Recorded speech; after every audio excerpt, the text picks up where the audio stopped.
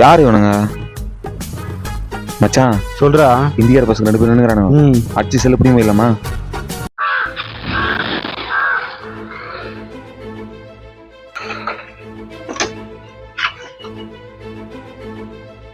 ए भैया चलड़ चलड़ चलड़ भैया जाएगा चलड़ भैया ए भैया ये क्या करे चल करो भैया चल करो தம்பி தமிழ்காரன்டா நானு. தமிழ்காரனா? தமிழ் பேசுனா தமிழ்காரனா? மச்ச தமிழ்காரனாடா மச்சான் ஆமாண்டா தமிழ்கார மாதிரி தான்டா இருக்குது. அவன் சும்மா சொல்றான்டா. चलड़ भैया चलड़ भैया चलड़ भैया